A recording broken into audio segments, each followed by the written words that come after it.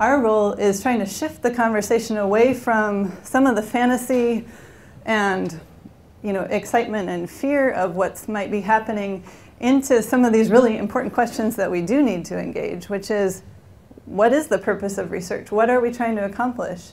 Am I focusing my priorities on the best thing right now with my research funding, my research energy, my smarts, my intuitions, my resources? And so what is the research along that translational pathway? What is the research? What are the community health needs that need our biggest attention? What's the research that's going to be most likely to help us get to impact that community health? So what's research that we should be pursuing that is going to maximize benefit and at some risk, but at minimizing the possible risks? So I think these are reasonable questions to ask. Some research, I'll just say, put it out there for discussion, but some research might not be worth pursuing, right? Can you guys imagine the situation where, research, when I talk to researchers, why do we do research? I think there's a common answer. What's the most common answer of why we do research? To save lives. To save lives. So what's the second most common reason why we do research? To improve lives. To improve lives. Basic knowledge. To pursue basic knowledge. Just knowledge for knowledge's sake. Discovery, right? Another major goal of research and joy of the engagement is in discovery. And so, but are there some, what could you imagine in these lines of maybe the costs of doing this research, including human costs, prospective consequences cost, immediate risk cost? Is there some research that we could imagine that wouldn't be worth doing? Even, cool discovery process might have the potential to save lives.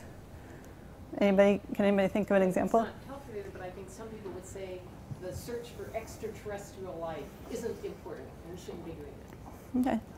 Yeah, so maybe some of our extreme space programs is cool, interesting, fun, but huge investment of resources and maybe not the most immediate payoff for us. So I think this is always the argument. Hello. This is always the argument about basic science, is that we absolutely need that exploration process and because we don't even know what the potential applications are going to be. So we can't be so focused that we lose opportunities that are really important.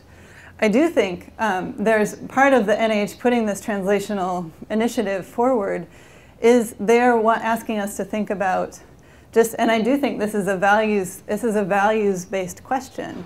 It's where should our public investments go?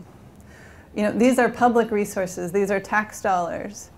Where should they go? What are our priorities? And I think these are really collective conversations that we should be having. How do we make those decisions? How do we make those decisions as a society?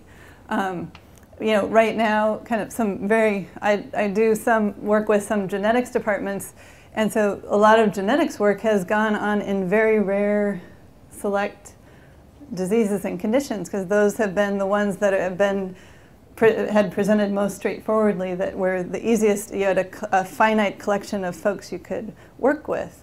The super rare conditions that might only impact 200 kids in the world at any one time, really important for those 200 kids and those 200 families, but there are perhaps other conditions that impact more of us in the public. And so I think those are explicit value trade-offs that we have to make decisions about together. And I'll just say, I don't think we are making those public decisions or discussions. I think the funding decisions are getting made kind of in a black box. And so part of it is, how do we engage in those discussions so that we can be sure the priorities are being set in ways, what's the world, what is the world that we want to live in? What's the world that we want to contribute to? And how do we help our publics add to those discussions? So here are just another series of ethics questions that often come up when you're talking about science and medicine, always about unforeseen consequences, because we just talk about stories, and we have a whole legacy of stories about unintended consequences of some of our discoveries. And so how do we, because we can't anticipate, some of those unanticipated consequences are joyful and very productive, and some of them can be destructive. And so how do we know? And some of us are leading a discussion about nanotechnology next week. And so this is one of those places where that people are saying, is this the next cool new development? Or is it, the worry is of past historical case, is it going to act like asbestos, where we had a lot of innovation, a lot of excitement about a new material, and then after it got distributed widely around in a whole bunch of uses, and we found out about the health and environment impacts of that and had to kind of then extract it from all those uses that we had distributed. And so which, is it, we have the promise, but do we have the burden as well? So how do we think through these issues? And I think the fourth point here is I'll just say it's an ethics claim, but it's that we in fact do, in the science community, do have a responsibility to think through these issues and engage with people on them. So what can we do? I think, as I said, people call us looking to be an arbiter of right and wrong, resisting that move, but here is what we can do. And I think both researchers can do this, ethics people can do this, educators can do this, where my goal for an engagement would be that you raise the awareness of people. They'll come with their having read the newspaper or seen the TV show or seen the movie, and so how do we raise their awareness to maybe more nuanced ways of thinking about the issue? What else should they be thinking about? Talking together, what are all the different kind of concerns and hopes that we can get out on the table? Clarifying the issues.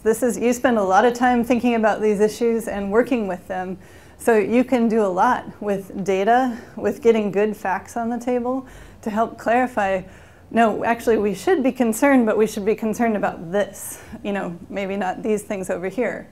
And so how can I help focus your concern, perhaps, by clarifying some of the issues for you? I say making assumptions and uncertainties and ambiguities more explicit. And I think a lot of what I see in the public debate is our assertions. We get really polarized and we just start making assertions about what we might believe or what might be true without being really clear about why we believe that or what's behind that belief for us. And so the more we can be explicit about, here's what's important to me and why, then we can start to have a conversation. And I think one thing the public needs help with, this is my assumption, but after doing media analysis and that kind of thing, the public needs help knowing about the timeline of research. They need help about knowing about the uncertainties that are involved with research. They need help with how ambiguous this whole process can be, because I think we've been trained, all of us in this culture have been trained that medicine and science has answers. And if genetic tests are available through direct-to-consumer marketing, I'm going to order them because I want answers about my health. And without perhaps understanding what the whole set of ambiguities around that might be. Another role we can play is in exploring alternatives. So helping, if somebody's stuck in this polarizing debate, how do we give people that third way? How can we kind of help creatively think outside of the box, outside of this polarizing place of being stuck, to develop a third way together? How can we do that? Playing out possible consequences. This is something we can do because we know the likelihood, how things might function in the world.